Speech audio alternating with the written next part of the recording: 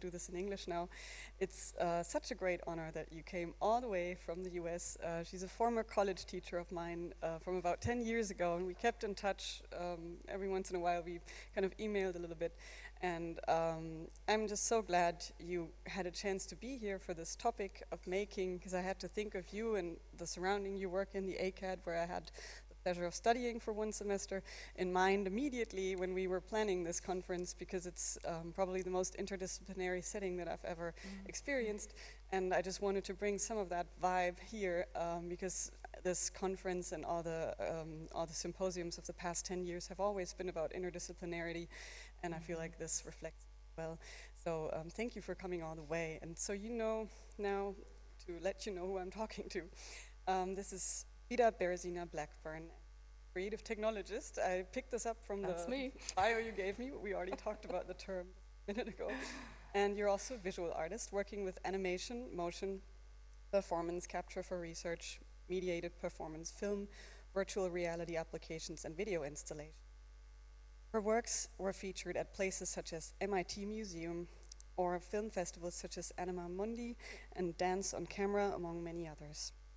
She has received numerous awards, among them, for instance, the Bessie Collaborative Creator Award for her work Landing Place with the Bay Miller Dance Company. She collaborated on mediated performances presented at venues such as The Kitchen, Red Cat, Lincoln Center, Yerba Buena, and she shared her work at conferences including SIGGRAPH, the International Federation for Theater Research, Prague Quadrennial, International Society of Biomechanics Technical Group on 3D Analysis of Human Movement Group, International Symposium on Electronic Art, or the ACM Computer Supported Cooperative Work.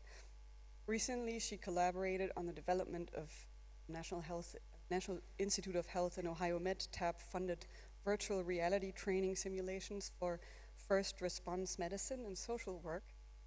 He's based at Ohio State University's ACAD, which I just think it's called, unabbreviated version is the Advanced Computing Center for the Arts and Design. And as a research staff member, she there engages in collaborative, multi-disciplinary creative research and teach graduate classes.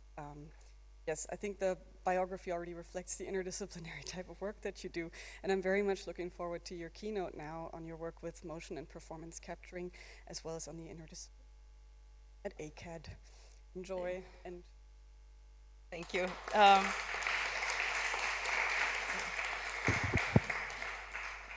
Thank you so much for having me, and thank you for all the attendees and presenters. I'm so greatly inspired by your work, and to Carolyn in particular, also for translating the labor of translating everybody's papers in German work, exceptionally helpful in attending today's conference. But you know, I apologize for not speaking German, and thankful for Carolyn for all the translation work that she has been doing. So in any case, I come from a place that was founded by an artist, a painter, who in early 1960s asked a question: what can computers do for art?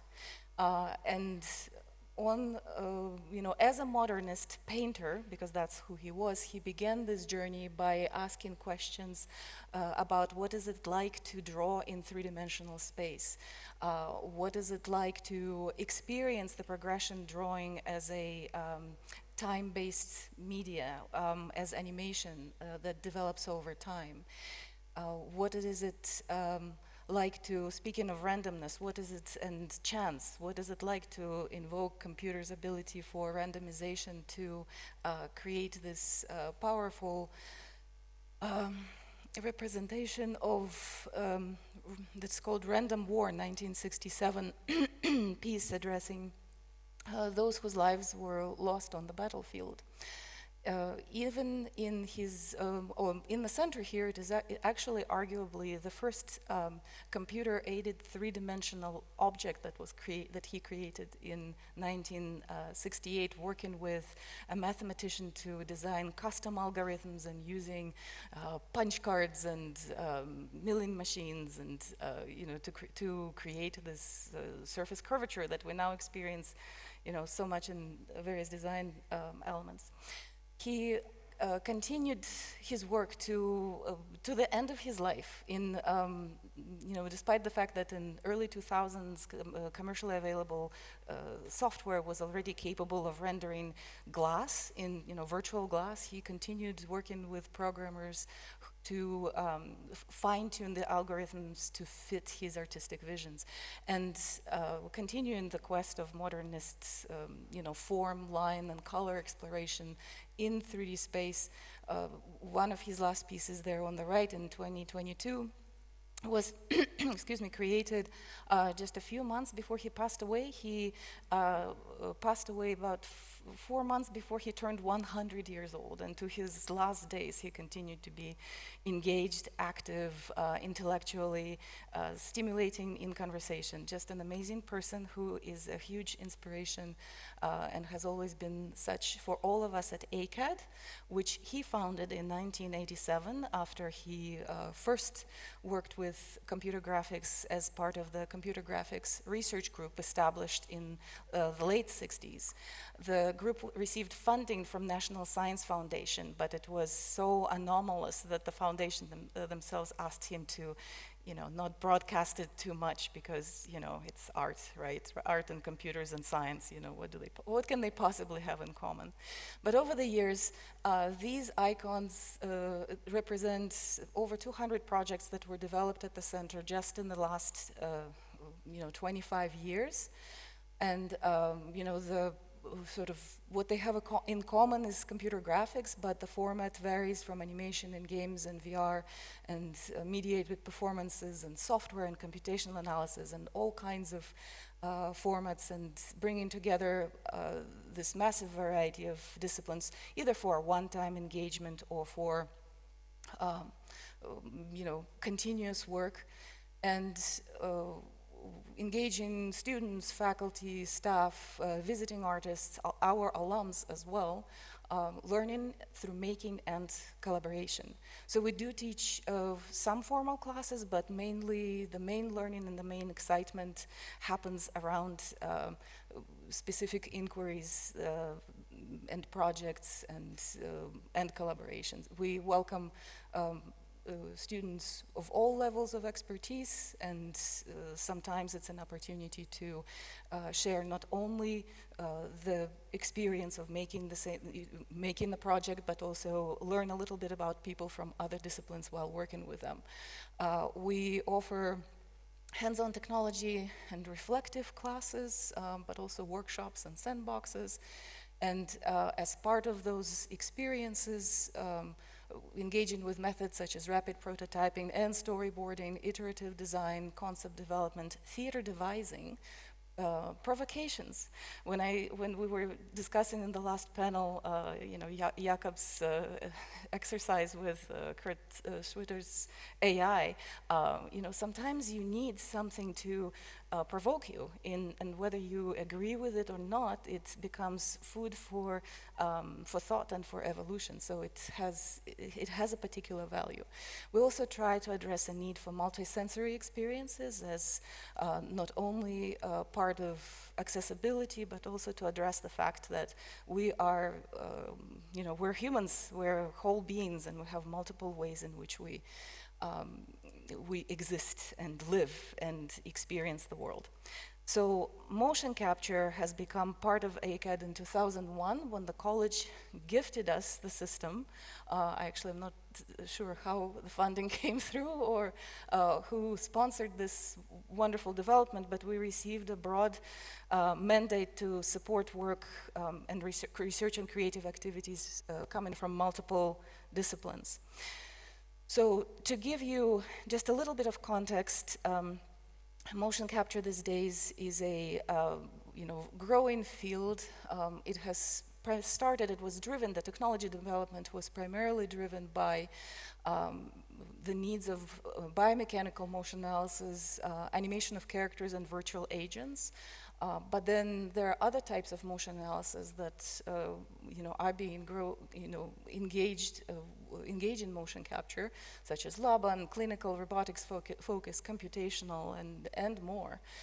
Here recently, motion capture is used in virtual production and other live performance applications.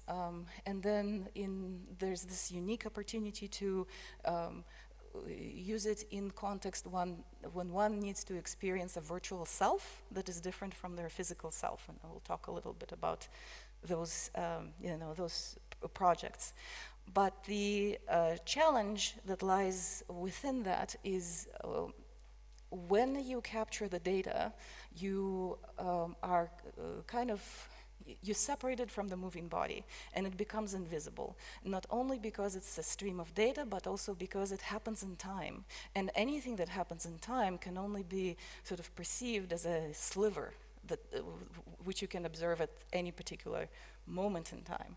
So to understand the whole sequence, to understand the whole totality of movement, this is such a rich field for just sheer data visualization queries. But today, in the interest of time, I'm going to focus on just the most basic question: how do you visualize a virtual body, and what are the ways of experiencing it in the context of digital work? So the technology can basically be boiled down to the fact that you put some sensors on the body, whether they're optical retroreflective sensors, whether they're inertial measuring units, and their goal is to be able to reconstruct this virtual skeleton or this stick figure, and it is something that is necessary for the animation process in order to translate data from one model to another in a process that's called retargeting. It is also necessary, obviously, for any kind of computational analysis to, ranging from biomechanical, when you need to compute joint rotations, to, things that are more sophisticated than that, basically.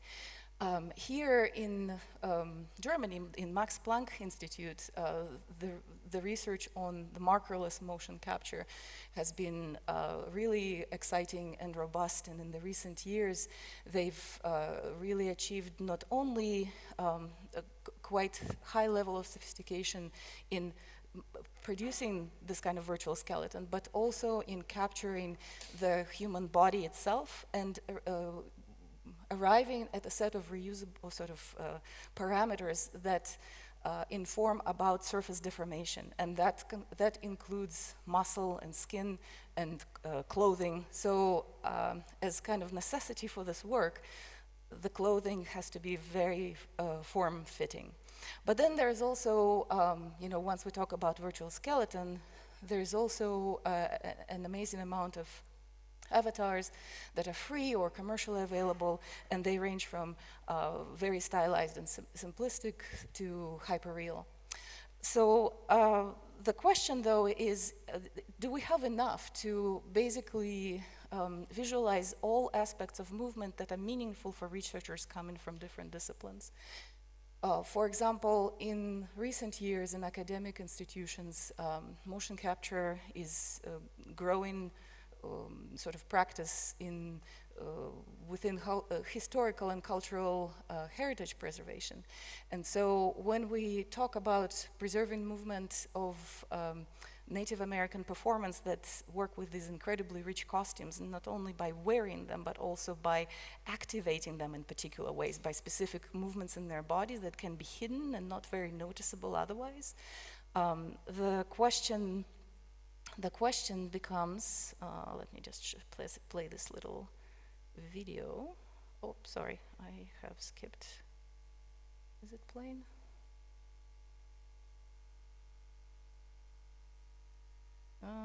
Okay, let me do this. Here we go. So in any case, no, this one does not have sound. So these were some of the early projects that happened in our lab, just aimed at, can we actually capture it? If we are capturing something, what do we need to capture? And, let's for posterity capture everything, movement and costume, video of the actual performer doing the motion capture session, then the motion capture data visualized through the allowance of the particular software that we used at the time, so this, basic gray figure avatar. But when the question comes to how to present this work otherwise, you run into a whole variety of, philosophical, if you will, issues of stylizing and abstraction. The model's appearance may help alleviate the uncanny valley, which is an effect of representing, visualizing something with highly realistic avatars. The avatars that you saw that are part of the simple, the markerless model, they are just, aesthetically not pleasing at all. And maybe even offensive to the artists. Some groups are, would even object to the fact that their movements are digitally archived. For example, in the Native American database work, the movement can only be accessed by the members of the 4 particular tribes that we worked with. So there's also concern, in addition to visualization, with how do you even make this data available meaningfully to researchers. If one gets a file, a motion capture file, there is a risk that this data can be used in sort of unauthorized ways. It's not like checking out a book from a library. It's you can make an animation with it, and you can put it, have it drive a character that would not be welcomed by the performer, by a rightful owner of the movement. So a lot of interesting issues that require continuous close dialogue with all the stakeholders, everybody who's involved in this work. So another example of historical and cultural preservation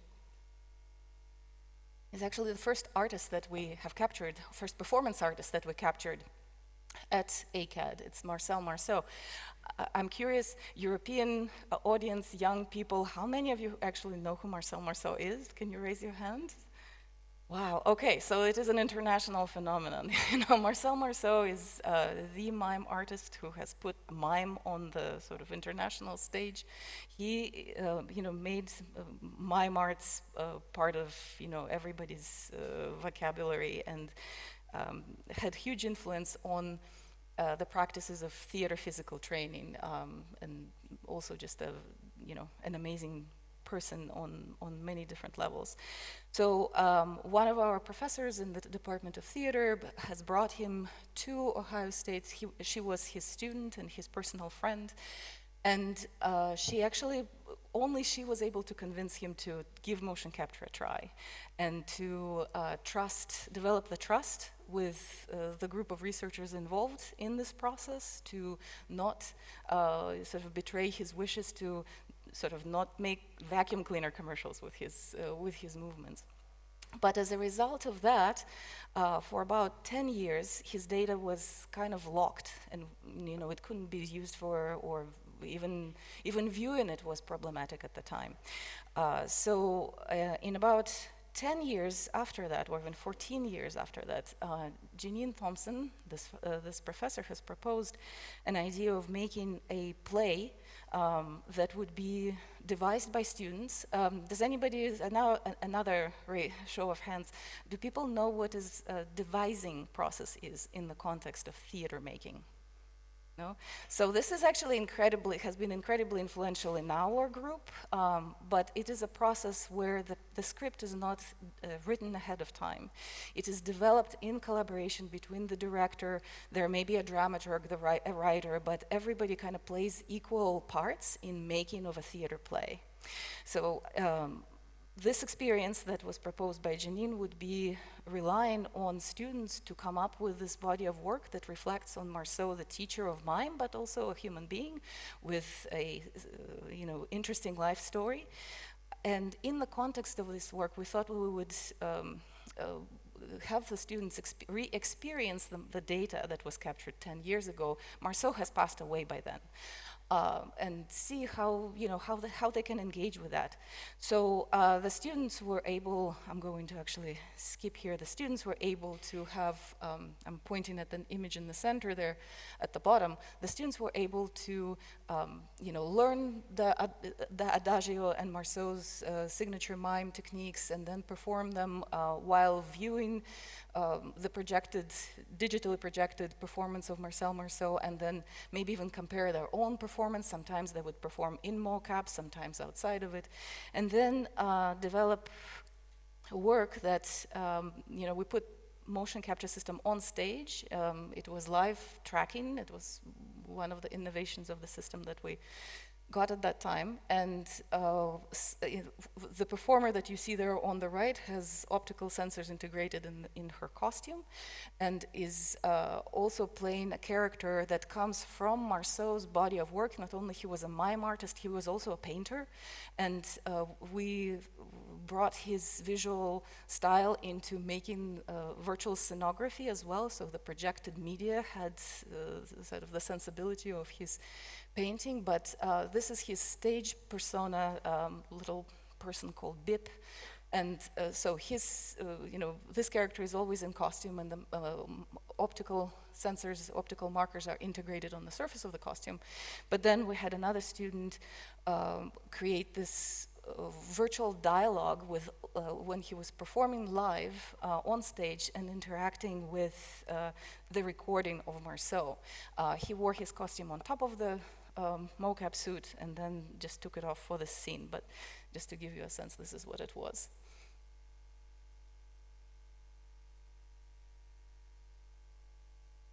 This is based on Marceau's adagio called At the Bar.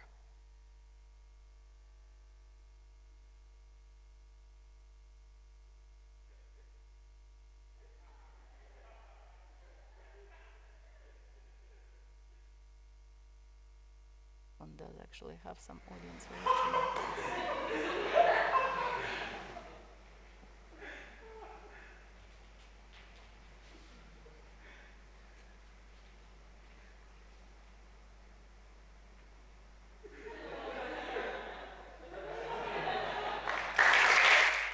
So rather than replicate and copy the movements of this particular adagio piece, what might it like to imagine engaging with the material on a new level, to acknowledge your own artistic journey and to take a little bit of ownership in co-developing a new work of art based on this knowledge.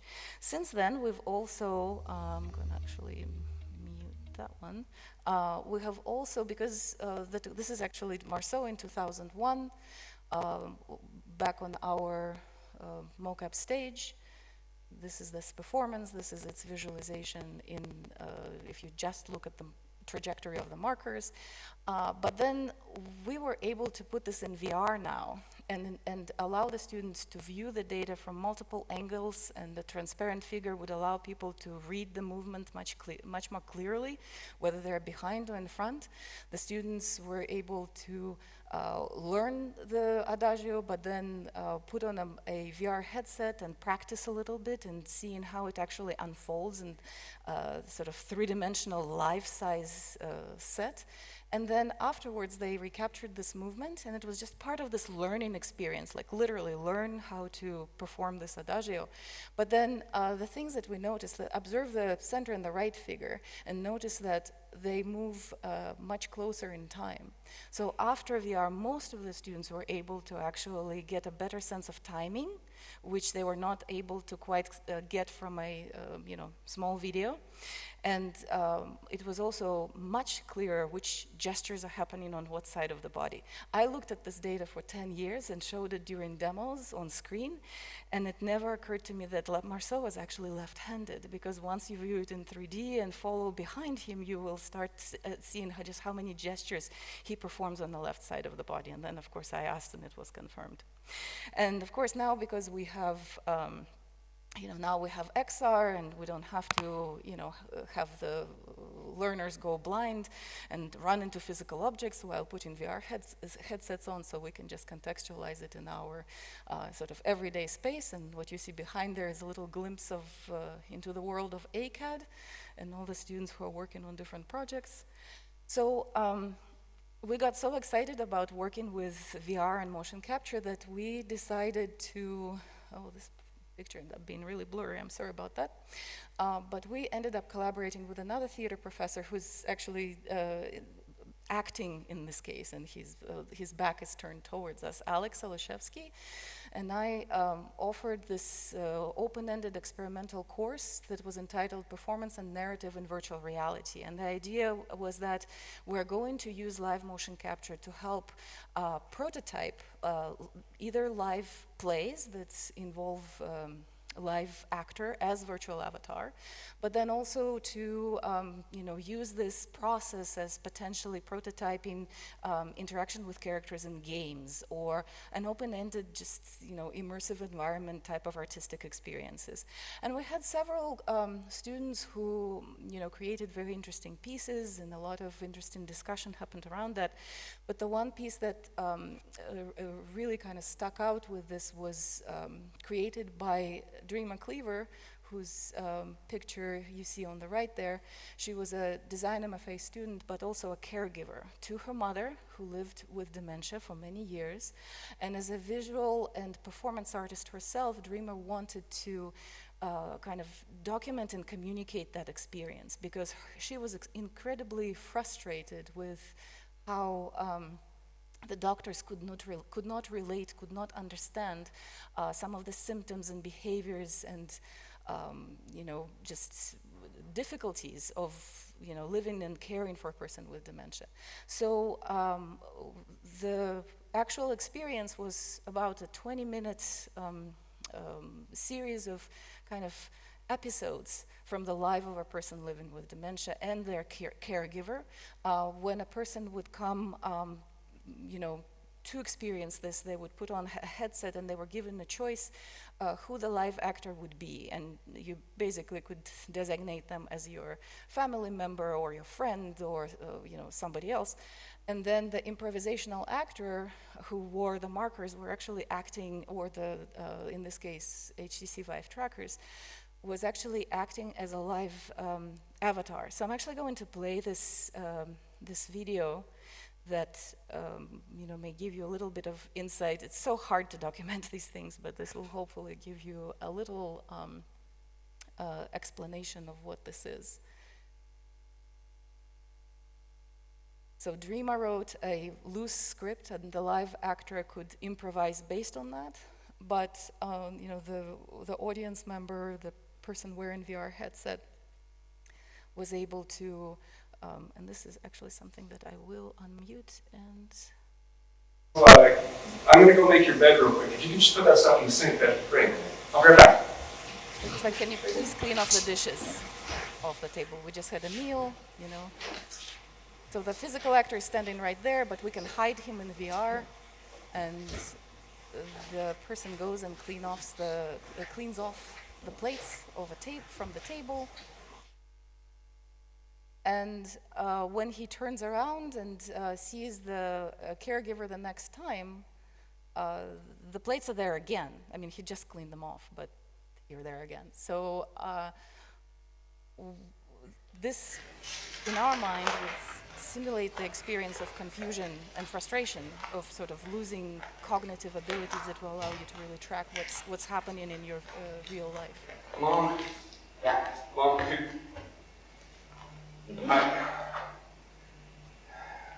I get distracted too. Are you? I just put them away. Put what away? The dishes. You told me to put the dishes away. Yeah, and the newspapers. Could you help me clean that, Mom? Yeah. Mm-hmm. Thanks. I just did that. Did you? Mm-hmm. Well, let's look. Mom. So, I mean, hopefully you get the idea. Each participant was able to improvise in whatever role they wanted to try on. Somebody who gets angry and frustrated, somebody who gets really sort of paralyzed and fearful. And the interesting thing is that every time we would actually show this piece, and what happens in our world is, we bring in different people or they just come through for different demos or events, and we show them the work, and inevitably there's always an audience. So we always try to make works visible both for somebody who's immersed in VR, but also who is able, for the rest of the people to kind of know what's going on. So in this case, the volunteer from the audience was always familiar to the audience, and most of the times they kind of worked with them. And the transformation that they saw in somebody who wasn't prepared for this experience at all, to essentially kind of manifest some of the qualities that you do see in interaction with people who live with dementia. So eventually we ended up stumbling on a group of colleagues from College of Social Work and received funding for taking this project to different medical facilities throughout the state of Ohio and actually run the simulation for the doctors and actually have a discussion with them after as part of this workshop. And unfortunately, the pandemic has cut our research short because, clearly we weren't able to run around and put headsets on people's heads in the middle of a pandemic. So we did not get a statistically large size for, research done in the social sciences. But there were about 100 people that have gone through this experience as audiences and much fewer as immersed participants. And about 86% of the doctors have said that they would change the way they practice care for people living with dementia. And this has been one of the projects that I'm most proud of, because not only it highlights the needs of a caregiver, which is what the doctors suggested they were not aware of at all, but it informs the medical practitioners, and it gives a voice to the person who has actually lived through this experience and as an artist wanted to reflect and recreate the experience for others. So we saw this, and now I want to go back for kind of almost to the very beginning. One of my first collaborations with motion capture was with this amazing American choreographer, Bibi Miller.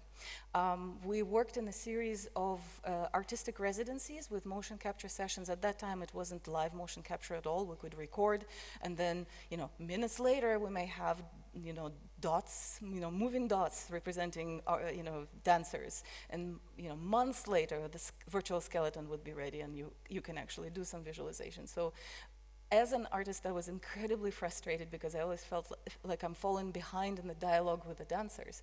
But Bibi drove the conversation about what are we actually seeing when we're looking at these moving dots. On the one hand, imagine, as you saw in Marceau's visualization, we have black background and white dots, and yet we're immediately able to understand which cloud of dots represent which dancer.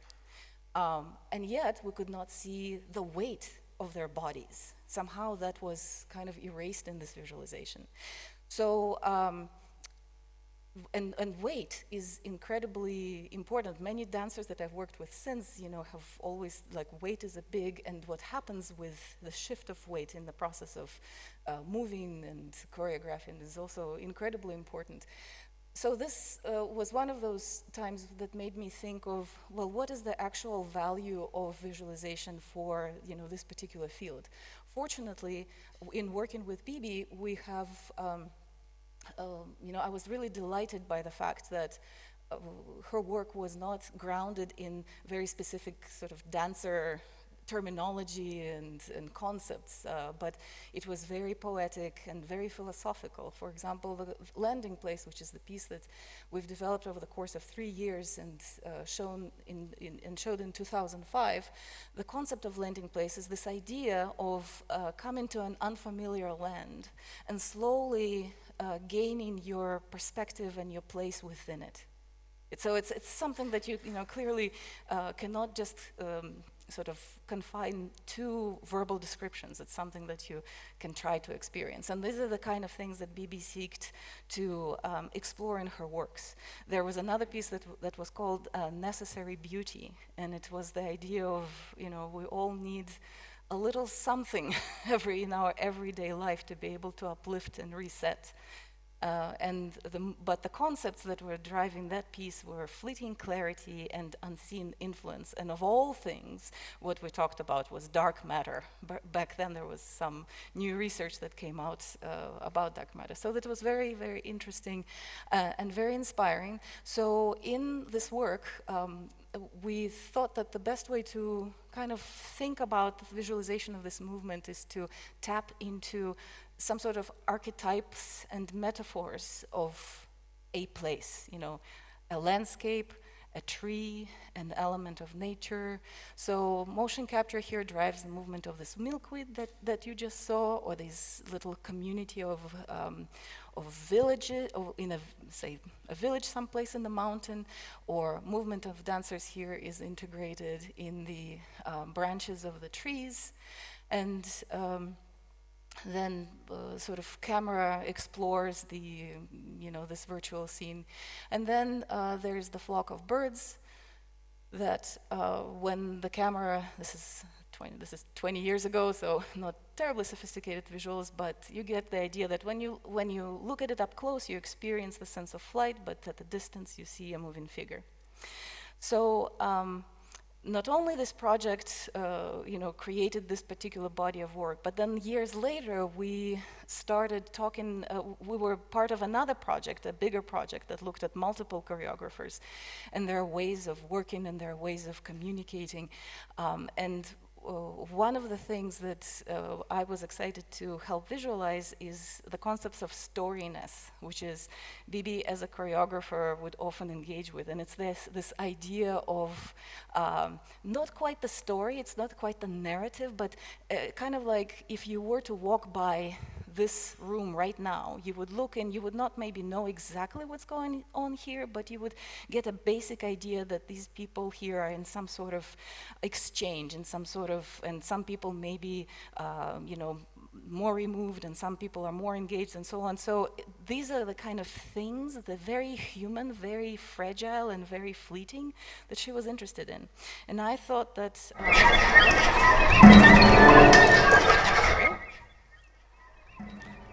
My thought was, this is a very brief sketch that brings together some of the visuals that you saw in the previous work, but also text and sort of tribute to the verbal exchange between the group of artists as part of the dialogue in developing the piece, and the glimpses of the dark matter and the unknown, and the sheer rhythm in which this particular dancer moves, from time to time pausing and reflecting, or sort of looking inward, and sometimes producing these quick flurries of movement. So this is my last project that I'm going to talk about. I'm a little bit over time. So 20 years ago, when we worked on this piece, did not have live motion capture, and it was, really, frustrating to not be able to have dancers engage with visuals immediately. But in this most recent project that I had the privilege to be part of, we worked with a Buto artist, Minako Seki, who's Japanese, but based here in Berlin. She, unlike a lot of Buto artists, and Buto, for those of you who are not familiar, has appeared in Japan in 1960s and was very much kind of a reaction to this sense of massive sort of failure of civilization and culture that happened in the context of the war, and the nuclear catastrophe impact, and feeling so frustrated and so even beyond possible to express the words, trying to step out and reach into nature and use sort of kind of this post-human ways of manifesting your emotions.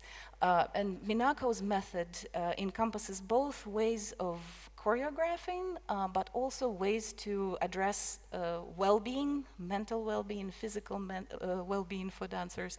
So it's trying to pivot kind of like the darkness and disembodiment of Buto into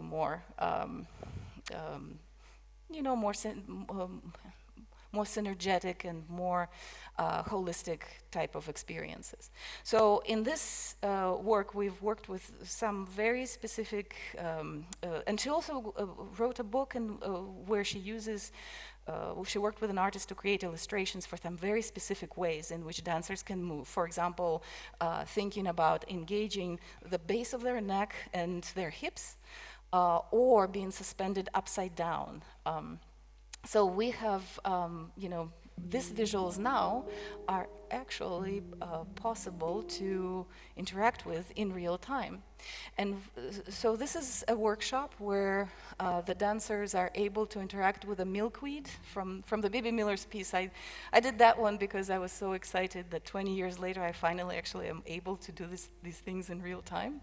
But this is VR.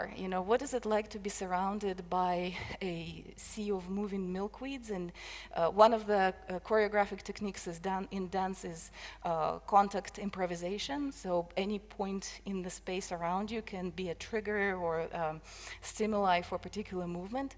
So the dancers can, move inspired by the visuals without so much as puppeteering them directly and it's not about animating these figures and these things. It is about seeing how this kind of embodiment can inform movement in your body.